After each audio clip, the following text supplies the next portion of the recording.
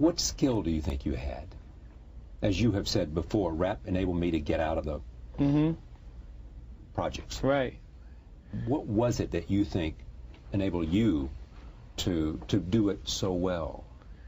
I think it was just a God-given talent because, you know, I don't write anything when I'm recording. I don't write lyrics. I just listen to the music and I formulate the song, like just off the top of my head. I just go over the lyrics again and again until I have the song, and then I just go in there and I record it. So it's definitely a God-given talent, and it was drive also. It was drive. I mean, it was tough. I mean, we toured the whole Eastern Seaboard because that's where our records would get played. We couldn't, we wasn't national yet, so we would tour all the way up to North Carolina. We'd just hit that area. Not even Atlanta. We just all the way up to North Carolina. We would tour, just jump in the van and just drive ourselves and just do endless shows. I mean, with 20 people in the building sometimes. Just that right? Yeah. Always believing it would get better and better and better. Understand, and they know, especially new artists, they know, you know, that it's someone there that understands, you know, what they're going through and they're thinking, and I can go in the studio and write a hit as well. So, you know, it gives you more power. It's a different. They know not only can he walk the walk, he can talk the talk. Absolutely. Or talk. You know, the talk, I'm not a guy criticizing their records who've never made them. You know, I'm a player coach, a guy who's been on the field. Yeah. You know, you notice they work as announcers, analysts, football analysis, or basketball. It works better when it's coming from someone who's played. Like Charles Barkley, even as brash as he is, has been there. You know, you have to. That guy's a Hall of Fame player, so if he's saying something, it got to have a bit of credence to it. It's true. It's John McEnroe in tennis, and John McEnroe, John Miller in golf, and on and on and on and on and on. Well, I'm going to ask you another question about being married. And this is something that I want to hear your opinion on, because marriage is kind of characterized by a basic set of experiences. What is it about marriage that defies all of these issues? Wealth, position, power. It all comes back down to these same things, no matter where you come from or what you're doing in your life. I think relationships in general have that commonality that's outside of social status or wealth or the title that you hold. You know, those things that are endearing, that we create a relationship, are in place everywhere. You know, even outside of a marriage. You know, how you feel about someone, or the honesty, integrity, and how you carry yourself. That's not monetary or a function of money. Or that's or it's not a characteristic of marriage. I have an interesting idea that I believe in too. You know, you look at certain people like Oprah. And you just have this undying respect for her because of what she's done. Right. Because of the idea of excellence and what she's done with it. Right. Tell me about that. I mean, there are others, and you can tell me who else. And I just picked one easy one. It's so many people. It's the idea of black success. Exactly. It's so few people that make it out and make it to ascend to these levels of success that, you know, when someone goes, it's like, run. Go as far go as far as you can go. Like, please, you know, and everyone champions her. And because your visibility brings us all. That's right. It inspires us and That's right. And it's a sense of it can be done.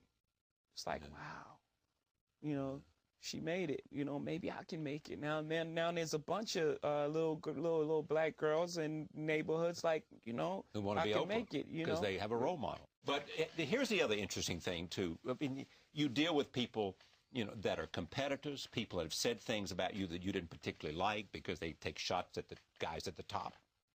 Right. And yet you somehow are able to take it with a certain, you know, flow. You have to. You know? You have to. And some of them are at Sony.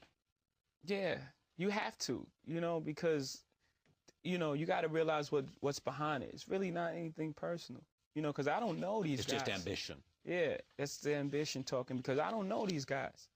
I hardly see them, and we don't cross paths for the most part. I don't know them. I know it's more a competitive thing. Like, you're the guy in the way of the #1 spot, and I want it. That's it. It's just a competitive sport, and it comes with the job.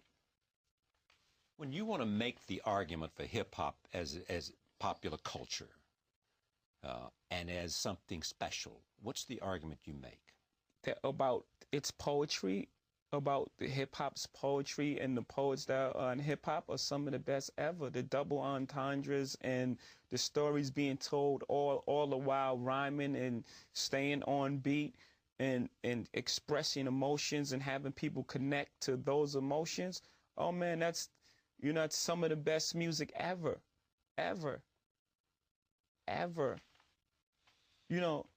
Not to knock any other industry, like the things that hip-hop artists sing about, those are real things. Those are things that people connect to. And that's why hip-hop artists have movements. People follow them because the things they're saying resonate with people. It strikes a chord. When it's done correctly, the emotion in hip-hop and the raw honesty and the poetry and what we're saying is unrivaled. It's unmatched. We can't hold a melody, but that's technical. That's technical. We can put couplets together, amazing couplets and syncopation. We can't hold a melody. That's different. But like I said, that's technical. What we're doing spiritually and with the poetry it's moving. I look at myself as a person that, at the forefront as an ambassador for hip hop. Like I said, when I do things, I try to represent the culture in the positive light to show that we can mature. I was that guy as well. I was that guy. I was reckless and the whole nine. I was a product of my environment. But as I grew and I got to see other things, my sophistication level, it rose. No pun intended. No. What I thought was, this is my next step. This is my next step in the evolution or whatever, for me, to ascend to this executive level. This is what I'm supposed to be doing. And everything I do it with the culture in mind, with hip hop and with our culture in mind, like to do things like that, to ascend to levels that other people haven't. I mean, as an artist, and be successful at it, that means the door's open for the next generation, of artists. So I thought that, this is something I had to do. I could make so many albums and just keep going. Like, how the fuck you do that? Because it's me. It's really me. Like, I'm just talking what I go through, whatever it is. And be it good, I might say the worst shit in the world, but it's me. True. But then you saying shit that make people in the hood do crime. You're gonna do it because you want to do it, but then you don't help them. Like you saying that you show drugs, that you got a gun, that this, that. My moms are not, yo, nigga, it's all good. Yeah. You know what I'm saying? More so now. You tell them the downfall, whatever good. Yeah, the evil. The bad side of it. Yeah, it's heaven and then there's hell, niggas. Yeah. One day you cruising in the 7, the next day your alibis ain't matching up. Bullshit catching up. You hit with the RICO, they repo that vehicle. Shit was all good just a week ago. About to start snitching, ain't you? Ready to start bitching, ain't you? I forgive you. Hustling just ain't you. Aside from the fast cars, honeys that shake their ass in bars, you wouldn't be involved with the underworld dealers, carriers of Mac Millie, East Coast bodyers, West Coast caterpillars, little monkey niggas turn gorillas. These are my rhymes, B. This is my first album. I said something earlier in one of the interviews. I said the day that Barack, of course, people took it the wrong way. I said that the day that Barack got elected, the gangster became less relevant. Yeah. And that's true. Yeah. Because we've only seen that option. When I grew up, there were no lawyers and doctors in my neighborhood. I saw the dope boys. So that's what I emulated.